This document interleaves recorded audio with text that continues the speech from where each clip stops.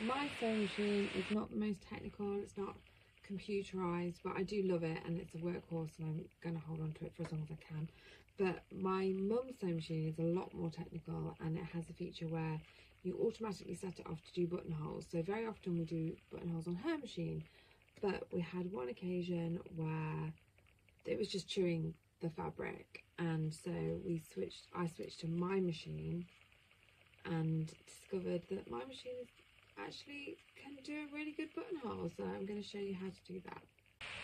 Normally I would always use perfectly matching thread because I love when thread matches, but for this, just so that I can see the buttonhole really clearly and so it shows up on the camera really clearly, I'm going to use a contrasting thread colour.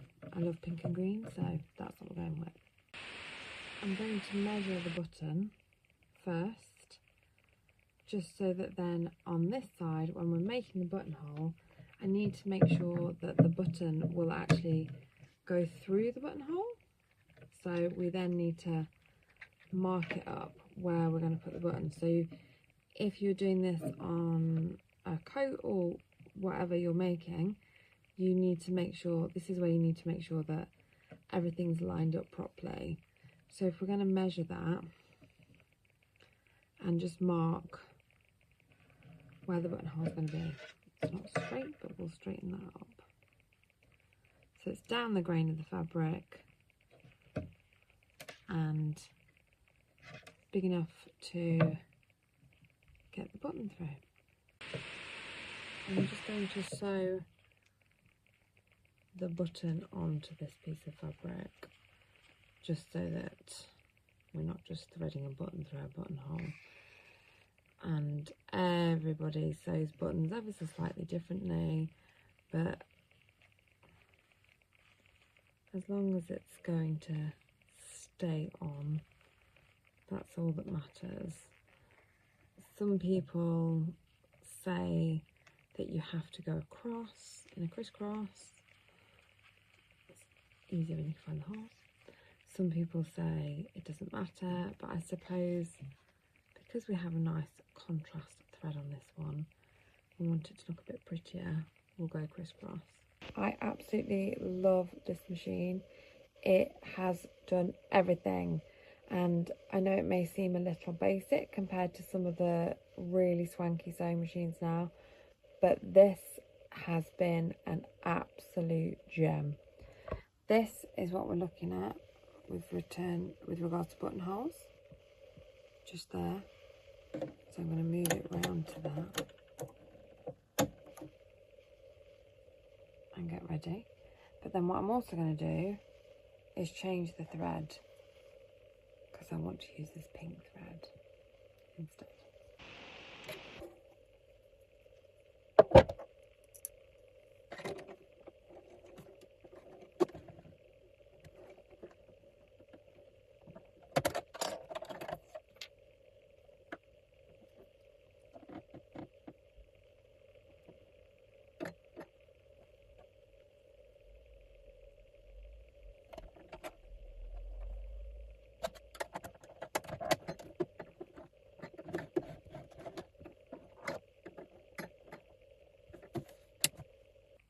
I'm also going to change the foot on my machine, so I'm going to take this one off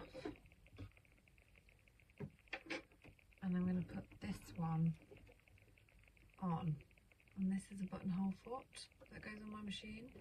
It's a very basic one, but again, things don't always need to be complicated.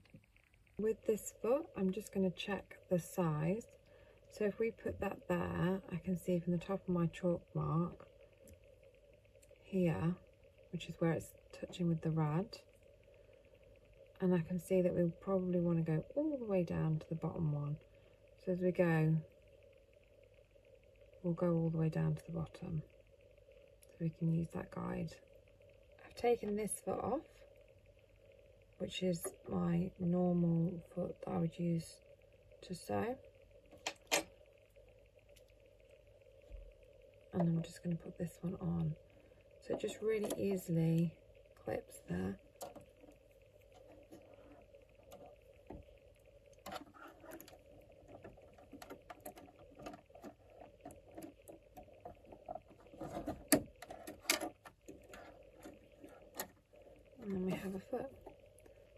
This dial has the manual buttonhole, so you can see it says A, and then there's an arrow to B, and then back to C, and then back to D.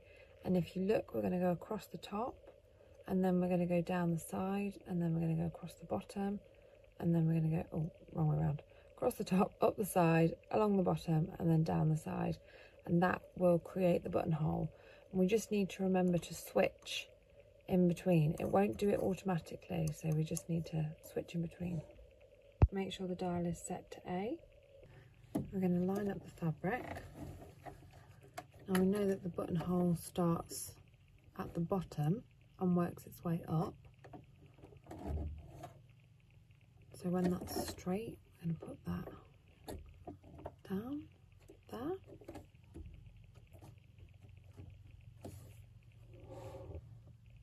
Making sure our button dial is on A. Needle on. Oh, bit of tension problem there.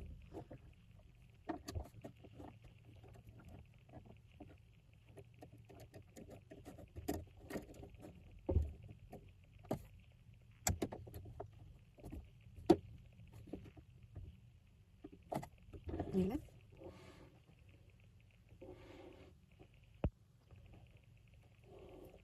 And so.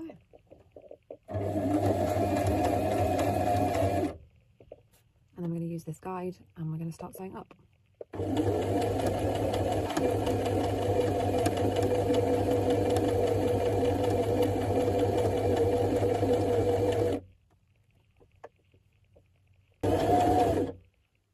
We're going to stop. If you want a thicker line, you can take it more slowly. Then we're going to turn the dial back to AC and sew.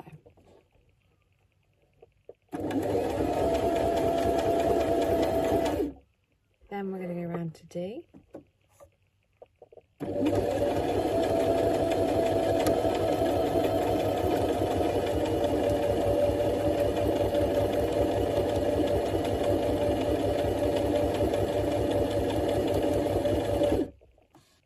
Then you're left with the buttonhole edges. Some people say to use a seam ripper, some people say to use scissors. I really don't know. I think it just matters that you get it cut. So I'd normally use my seam ripper. I don't actually know where it is. So what I'm going to do is I'm going to fold it exactly, and then I'm just going to cut there.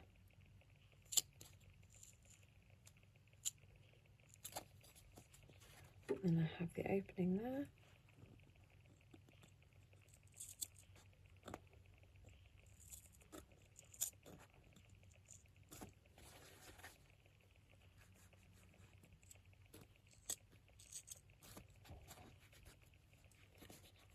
Now you have your buttonhole.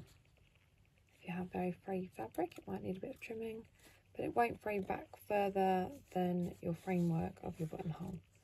So there is your buttonhole.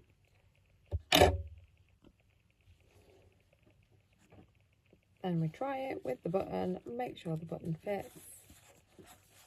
Perfect. And there you have your button and buttonhole.